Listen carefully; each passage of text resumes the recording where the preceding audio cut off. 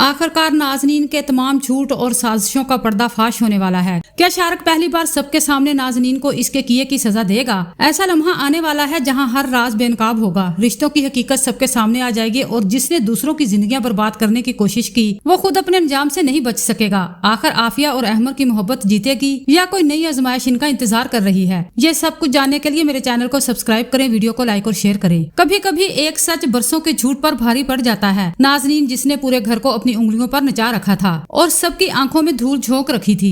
शारक के सामने नाज़नीन की हकीकत तो पहले ही आ चुकी थी। जैसे ही वो घर पहुंचता है तो गुड़िया बाजी गुस्से में नाज़नीन के मुंह पर थप्पड़ मार देती हैं, क्योंकि इन्हें मालूम हो जाता है कि सूट आफिया ने नहीं बल्कि नाज़नीन ने जलाया है। वो नाज़नीन का गिरेबान पकड़कर इसे सख्ती से डांट रही होती हैं कि इसी वक्त शारक आकर इन्हें रोक देता है और कहता है कि इस औरत के साथ हाथ गंदे करने की जरूरत नहीं है, इसका फैसला अब मैं खुद करूंगा। ये सुनकर नाज़नीन घबरा जाती है। वो फौरन शिकायत करती है कि गुड़िया बाजी ने इस पर हाथ उठाया है। अब बजाय गुड़िया बाजी को कुछ कहें आप उल्टा मुझे ही डांट रहे हैं। लेकिन शारिक भी इसे एक जोरदार थप्पड़ मार देता है और कहता है कि ये थप्पड़ तो तुम्हें पहले ही पड़ जाना चाहिए था। शारिक की यह बात सुनकर घर वाले हैरान हो जाते हैं। नाज़नीन के पैरों तले से तो जमीन निकल जाती है कि ये तो सारी बाजी ही पलट गई। शारिक सबके सामने कहता है कि वो अब तक नाज़नीन की बातों में आता रहा, मगर अब इसे सारी हकीकत मालूम हो चुकी है। नाज़नीन ने घर वालों के दरमियान गलतफहमियां पैदा की और सबको एक दूसरे से दूर करने की कोशिश की। नाज़नीन अपनी सफाई पेश करती है, मगर शारिक इससे पूछता है कि अगर वो वाकई इसका भला चाहती थी तो फिर फाहद से खुफिया मुलाकातें क्यों करती रही?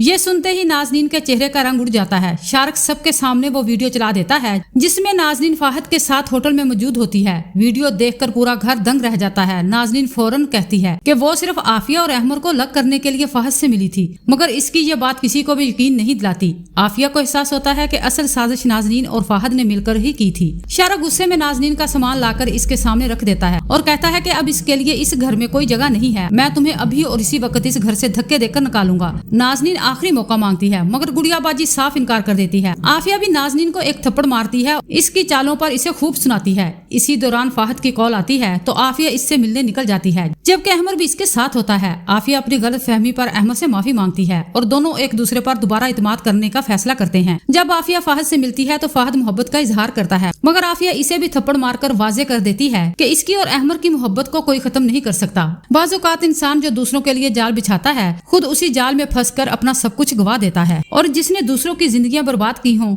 वो खुद अपने अंजाम से नहीं बच सकेगा।